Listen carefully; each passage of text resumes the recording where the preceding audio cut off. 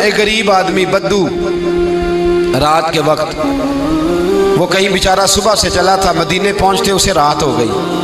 उसने डरते हुए ना खैमा ही बाहर लगा लिया। जहाँ रात हुई ना, आधी रात को कोई 1-2 बजे समझ ले पहुंचा मदीने, तो उसने बाहर ने खैमा लगा लिया।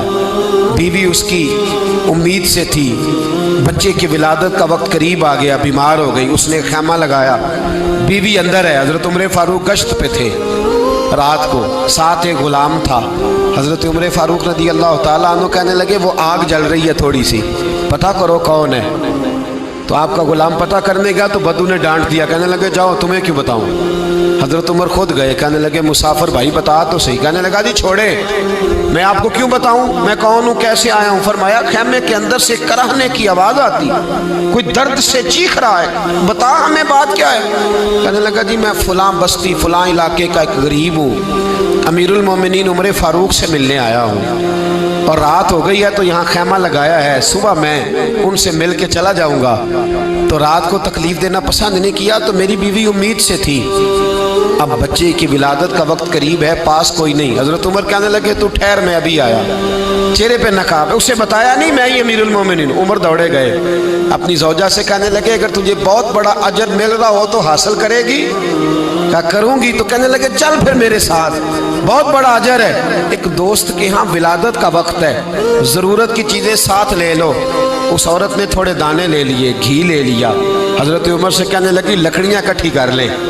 अमीरुल मोमिनीन, काउंसलर की बात नहीं बता रहा आपको, मैं आपको एमपीए की बात नहीं बता रहा, एमएनए की बात नहीं बता रहा, जो 10 गांव को मिला के चेयरमैन बना उसकी बात नहीं बता रहा, उसकी बात बता रहा हूं जो 22 लाख मुरब्बा मील का हुक्मरान है। उसकी बात बता रहा हूं जो गली से गुजरे तो शैतान रास्ता ही बदल जाता है। उसकी बात बता रहा हूं जिसके बारे में मेरे मुस्तफ़ा करीम सल्लल्लाहु ताला अलैहि वसल्लम ने फरमाया मेरा उमर तो वो है कि 950 साल हजरत जिब्रील भी इसकी शान बयान करें तो अजमत खत्म नहीं होती। इतना बड़ा शख्स।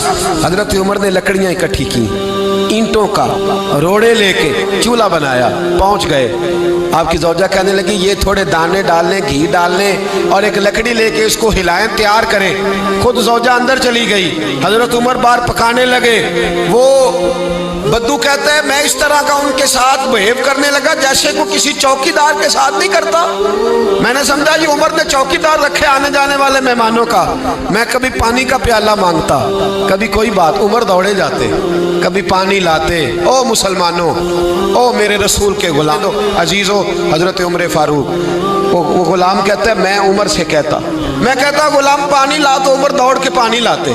मैं कहता तुझे घी पकाना भी आता है, पहले भी कभी पकाया है? तो उमर फरमाते कोशिश तो कर रहा हूँ। मैं कहता पहले भी कभी तेरी बीवी ने ये काम किया है? तो हजरत उमर कहने लगे मुझे याद नहीं, पूछ के बताऊंगा। कहते क्या रंग था, क्या अंदाज था, क्या मुस्तफ़ा की तरबियत थी, क्या अंदाज हुजूर ने सिखाए गुलामों को। ये किस तरह का अमीर है कि ये हंडिया पका रहा है, फूंके मार रहा है एक गरीब के लिए, देहाती के लिए जिसे जानते भी नहीं। अंदर उस शख्स की बीवी के यहाँ बेटा पैदा हुआ तो हजरत उमर की बीवी अंदर से बोल के कहने लगी अमीरुल मोमिनीन मुबारक हो, आपके दोस्त के यहाँ बेटा पैदा हुआ है। जब कहा ना अमीरुल मोमिनीन मुबारक हो, तो वो शख्स कहता है मेरे हाथ कांपने लगे और मैं इस तरह दौड़ा कि मेरी पगड़ी गिर गई। मैं दौड़ा तो उमर ने बुलाया, कहा किधर जाते हो?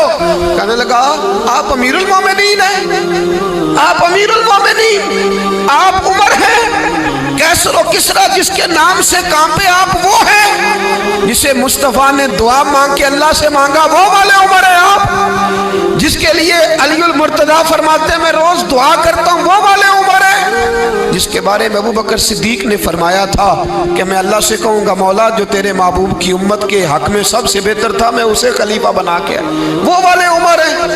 उमर अमीरुल मोमिनीन की बीवी वो तो खातून अव्वल होती है, वो तो मलका होती है, और तेरी बीवी दाई बनकर एक गरीब के बच्चे के पास बैठी रही विलादत के वक़्त। उमर अमीरुल मोमिनीन होके तेरी दाढ़ी सारी धुएं से भर गई, तो ड्यूटी करता रहा।